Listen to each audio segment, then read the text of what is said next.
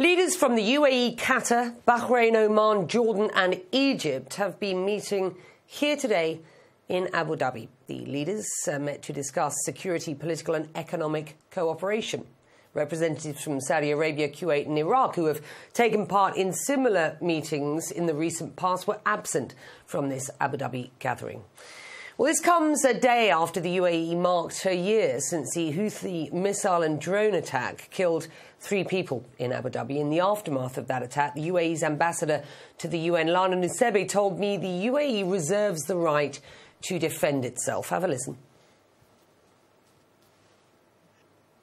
We will continue to prevail, and at the same time, we will reserve the right to defend ourselves, and that right will be practiced in a manner consistent with international law, and it will be proportionate and abide by international humanitarian law. But at the same time, we reserve the full right to defend the security and safety of the millions of people from different countries around the world who have chosen to travel to the UAE and have chosen to call the UAE their home. 32,000, upward of 32,000 people transit through Abu Dhabi airport every day.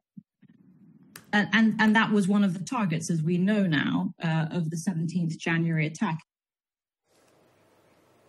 That was Lana Nusseibeh speaking to me this time last year. Well, the White House released a statement from President Joe Biden on Tuesday saying 1 year ago, in a terrorist attack launched from Yemen, 2 ballistic missiles and a series of drones targeted civilian sites in the United Arab Emirates. Today, we remember the lives that were so tragically lost, and we reaffirm the United States' commitment to the safety and security of the Emirati people. Well, my next guest is Abdul Khalik Abdullah, who's an Emirati political science professor. I want to talk about the anniversary, as it were, or the 1 year on of the attack on the UAE by Houthi armed drones momentarily, because it's an important anniversary, and one that the White House this year has marked and acknowledged, which is very different to its response or lack of response this time last year, which infuriated the UAE. Before I do that, let's just talk about the meeting that was here earlier. The readout of the meeting suggesting the leaders met to discuss political, economic and security cooperation. I want you to drill down, because that's a very anodyne statement, anodyne readout. Drill down for us, if you will. What are the priorities of these countries? And let's remind ourselves specifically the UAE and Qatar together today here in the Abu Dhabi, only recently back on speaking terms, of course. What do you make of what we saw? Well, thanks for having me, Becky, again here. And UAE, Abu Dhabi in particular, has not been short of receiving dignitaries, global leaders, regional leaders for the past year, and especially lately. So this comes as continuation of Abu Dhabi receiving regional leaders. This meeting, however, in a way, I could read it as a show of solidarity with the UAE, which is going through, as you correctly said, the first anniversary of the attack.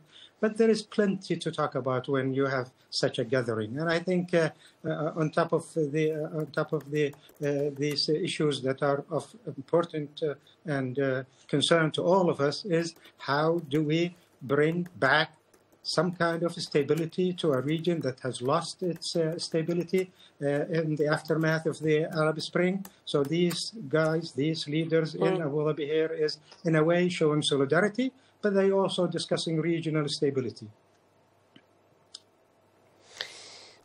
Regional stability, which will include, of course, Israel and the Palestinian issue. And this meeting comes on the heels of a gathering of leaders of Egypt and Jordan, specifically with the Palestinians in Egypt recently. When you look at the photograph that we have shown of those who met in Abu Dhabi today, what next for the Palestinians, and for how the impact on the ground, on the street, of support for Palestinians around this region means for those gathered leaders? I think the Palestinians are probably facing one of their toughest moment in their struggle because of this very right-wing government that we have to deal with, the Netanyahu and his company. So I think there is a message here that comes out of this meeting to the Palestinians. We're not turning our back on the Palestinian causes. We're going to be there for them. And I think the Palestinian issue was probably among the top issues that was discussed. And how to deal with this new government in Israel is probably another issue there. It's going to be very awkward going through with a normal relationship when you have people like Ben Ghaffar, among others, that are just expansionist, wants to annex all of the West Bank. So I think when these leaders meet, I think that definitely this kind of common position as to how do we deal with this government in Israel has been discussed thoroughly. Notably absent, the Kingdom of Saudi Arabia, and one would expect the Crown Prince Mohammed bin Salman to have been representing that country. What do you make of his absence from that grouping? I wouldn't make a big deal out of it. I think those who made it is the one that are welcomed, and those who were absent have their own reasons for not making it. I think Saudi Arabia today is very much into its own internal domestic issue. They are very much busy with the Vision 2030, but I think they know exactly what this meeting is all about, and they will be fully briefed in due time. So I really don't feel anything about the fact that maybe one or two, especially the leader of Saudi Arabia, has not made it because maybe he has a full schedule, and this probably was a prompt. It was arranged in very late notice, so I wouldn't make a big deal out of those who did not make it.